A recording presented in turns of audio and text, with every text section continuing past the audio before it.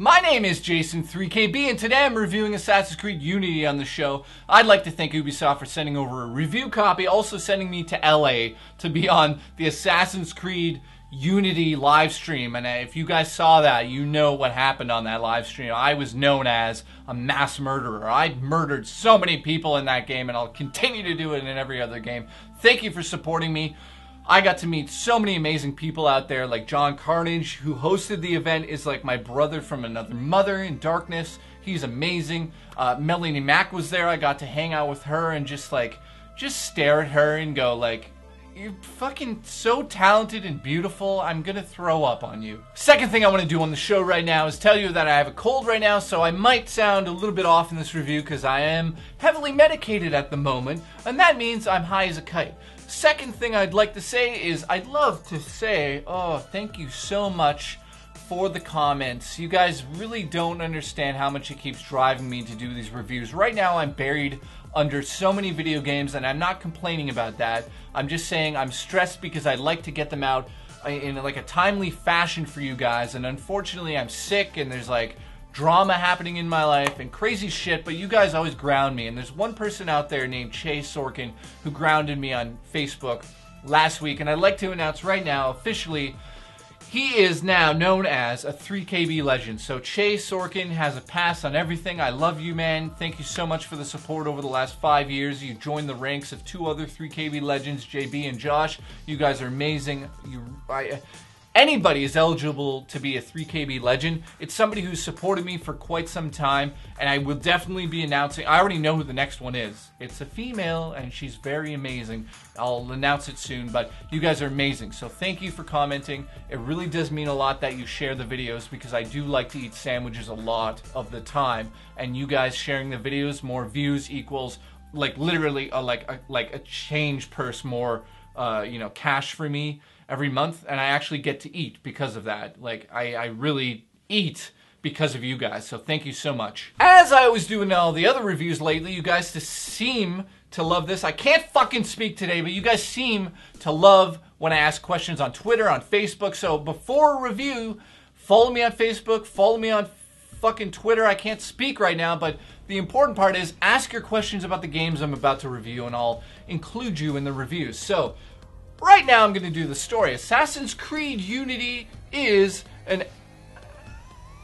Let's try that again. Assassin's Creed Unity is a historical action-adventure game developed by Ubisoft Montreal. Montreal is just down the road from me 5 hours, so I'll go there and see all the pretty women soon. It's also tied in to Assassin's Creed Rogue, which is another Assassin's Creed game that came out literally the same day. And this is, I'll just say this right now, Ubisoft, please slow down with the releases a little bit here. The game is set in Paris during the French Revolution, and oh my god, it definitely is a revolution in the game. And there's definitely parts of this game that stand out as the best of the series, and there definitely is parts of this game that are considered, to me personally, and to be honest to you guys, the worst thing I've ever seen in an Assassin's Creed game. So, we're going to go into who you play as. And JB, the 3KB legend, he asks this, and this is in his voice. Jay, what's the main character like?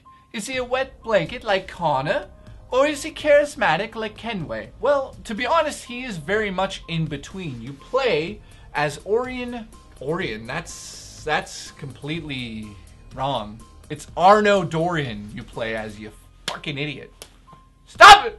Stop! You play as Arno Dorian, who is actually British, I believe, in the game. Maybe I got that wrong, but I'm pretty sure he's British. And the thing about this is, he really sits between Kenway and Connor. He definitely has moments where he comes across a little sucky, a little bit of a baby because of his upbringing, which is understandable, that's in the writing, but then he also has very witty moments, and I really enjoy those more so than the parts where he's kind of a whiner. And this is where I have to talk about the game being a soap opera. Over the first 10 hours of this game, I feel that it really is a soap opera, and somebody who worked on a soap opera wrote this, because it has these moments that are so unbelievably cheesy, and they keep coming back, like the way you're delivered assassination notices, like, we want you to go out there and assassinate this person, this person, this person.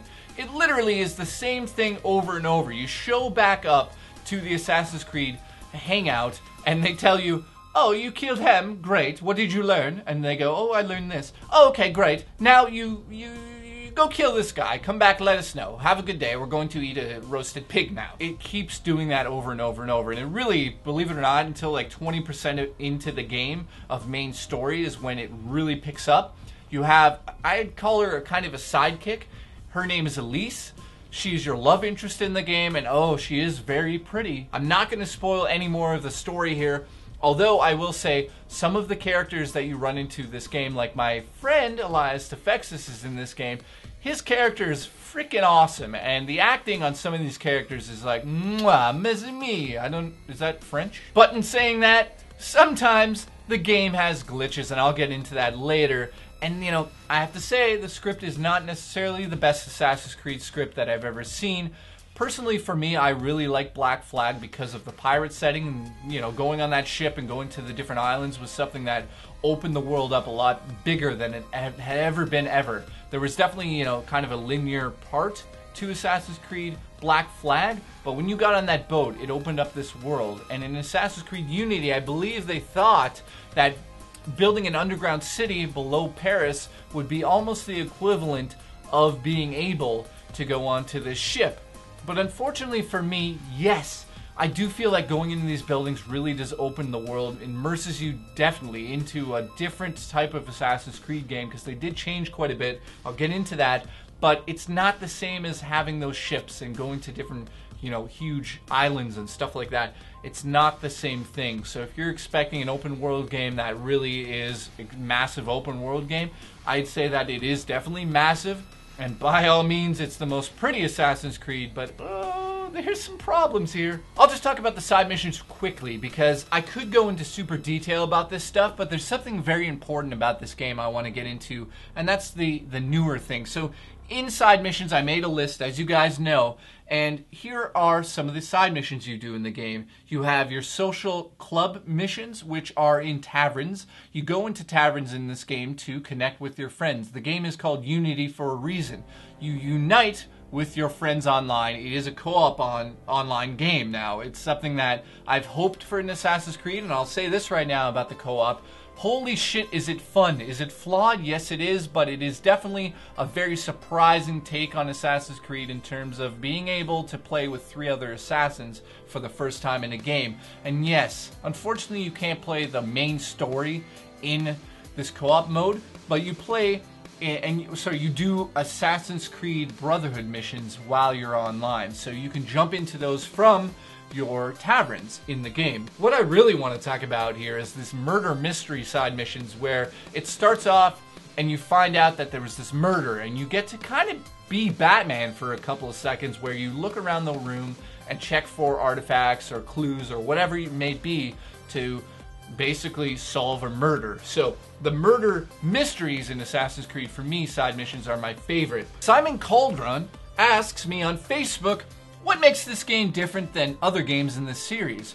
Well, there definitely is a lot here. I took some serious notes on this bad boy. Here's what's new in this game. They've introduced a new combat system within Assassin's Creed Unity in the melee combat. So when I say that it's better, I mean that it is goddamn much better than any Assassin's Creed game out there. They also introduced a new parkour system where you have an up and a down selection for your parkour, meaning you hit a button to either go over an object or slide under it, or climb up a building or climb down a building. Now this right there is just something that has needed to be in an Assassin's Creed game forever. But unfortunately, as you guys know, this game is hindered by so many goddamn bugs at the moment that this new system, the parkour system, doesn't work perfectly. You definitely get stuck up on all sorts of things, on roofs, on the sides of dogs somehow in the game. You get stuck up on the people walking around in the missions. Sometimes people introduce themselves to you during cutscenes, which is kind of fucking hilarious. But yes, there's a lot of problems with this game. Sometimes there's thousands of people on the screen. Does it immerse you into a world that you've never been into? Yes, in moments it definitely does, especially if you're playing with a headset. You hear the dialogue from these crowds, you hear all sorts of unique dialogue from each person that you're running into or bumping into, And you know, I kind of wished it was a bit smoother when you're going through the crowds.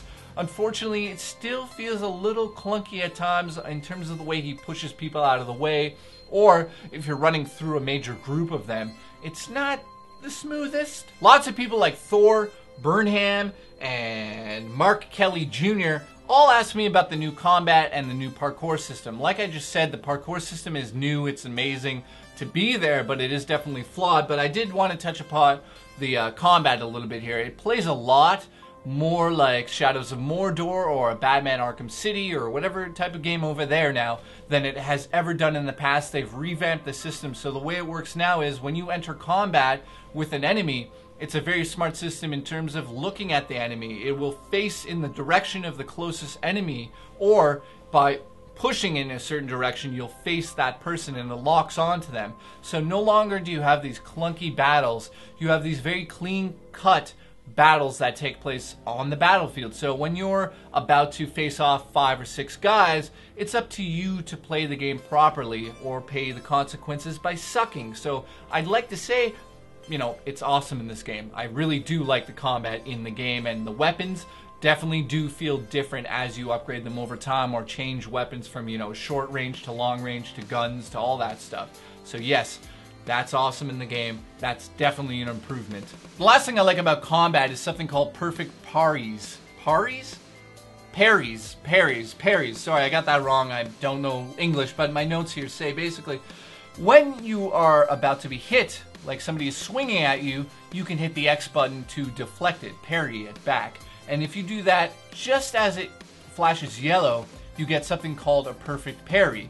Now, this perfect parry causes you to kick the person back, giving you a free amount of time, or a short amount of time to kick him back or stab him or whatnot. And this is how you take down some of the tougher enemies. If you are good at blocking with this parry, then you will be good at the combat. Another thing I love in this game is something called time anomalies. I can't even say that, anomalies. And they happen during the missions. You'll be walking around, and all of a sudden after you beat a main mission, you get a time anomaly. And what this does is essentially pulls you out of France or the date in France that you're in and puts you into a different part of France or something like that, because the main server you're playing the game on crashes. And I don't mean the actual game that you're playing on, I mean the game within the game. Those servers crash, and huge, like these massive rips happen in the coding, and they pull you to cool places. And I have to say, this one was awesome. Nazi Germany during World War II. Well, sorry, it's Paris, but it's taken over. It's occupied by the Nazis, and you get to climb the Eiffel Tower. And oh god, that mission is fucking awesome. Brody Nye, I believe I'm saying that right. I can't speak English today. Asked me on Facebook, how deep is the customization? I'm gonna follow that up with Mike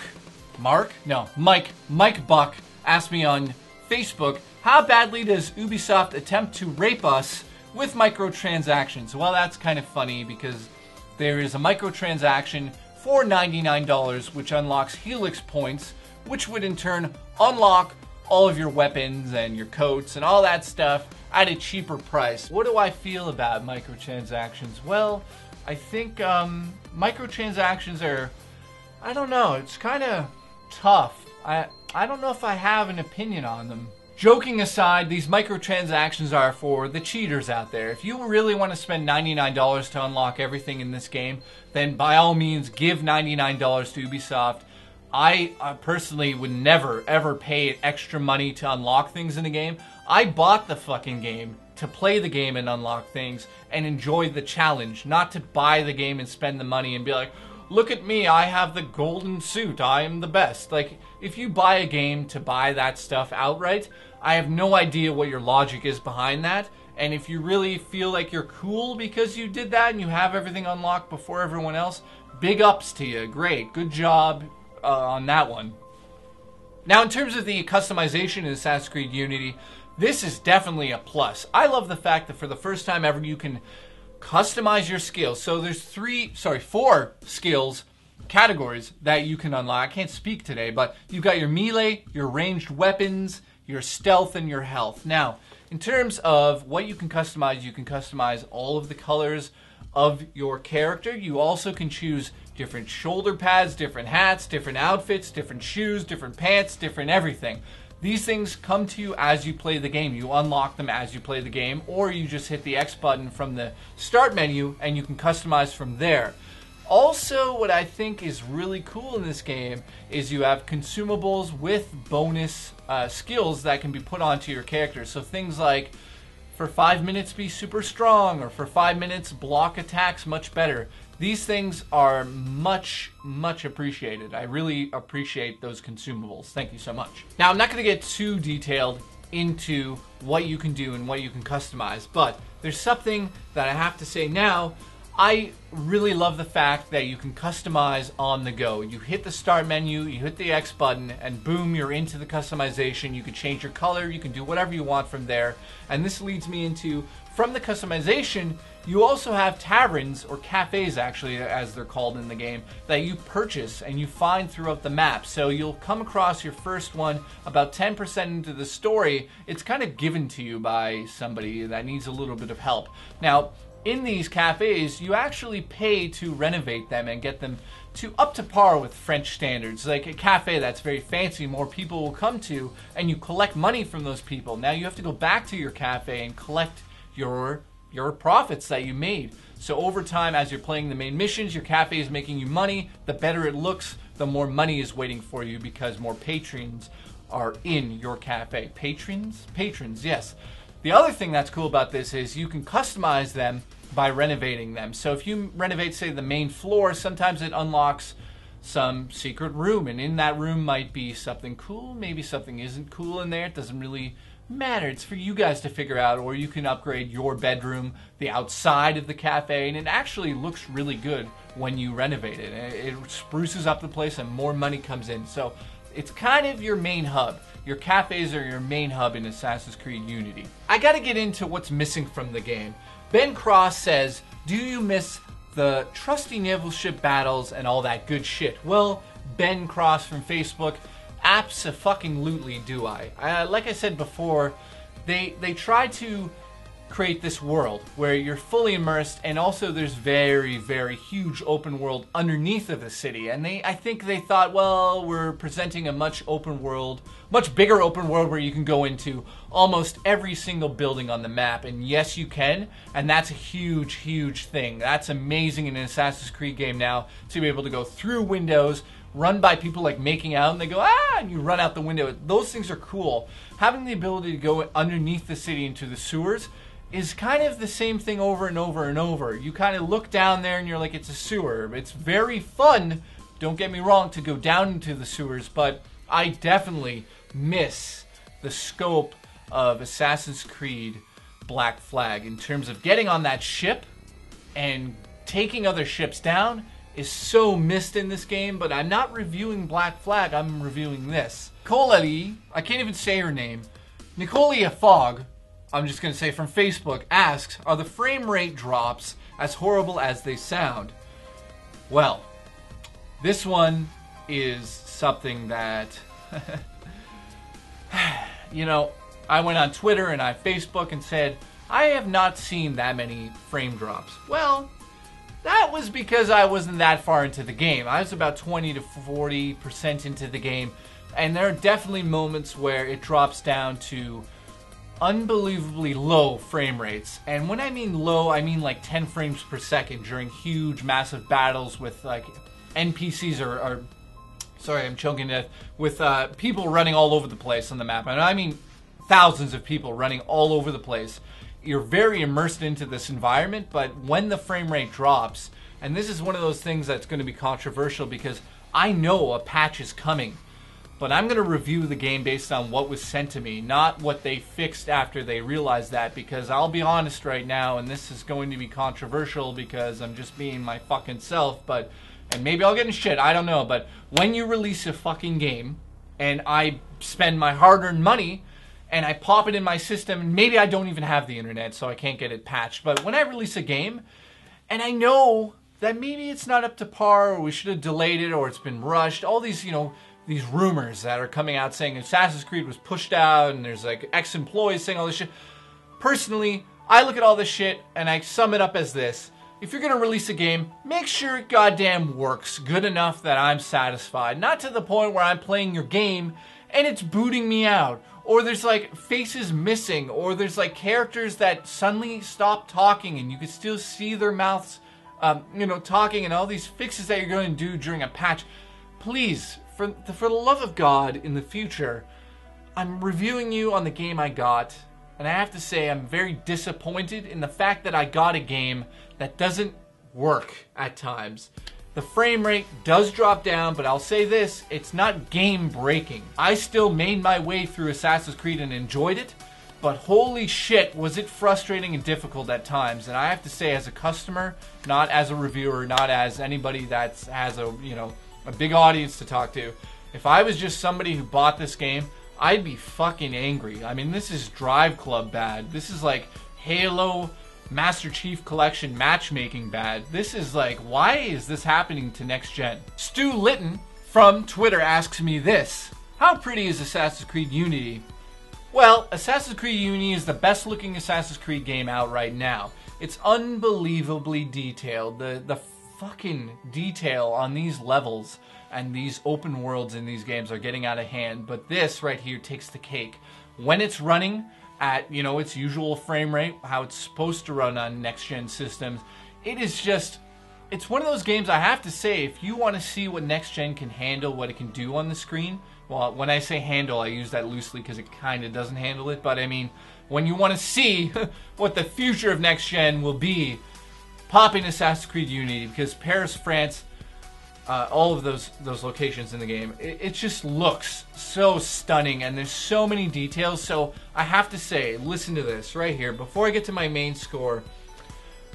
I know that so many people work on these games. I know so many people spend so many hours at Ubisoft working on these games, and unfortunately some of you drop the ball. I don't know if that's just because you're pushed to your limit, because it's just not enough time to meet the demand of the release date.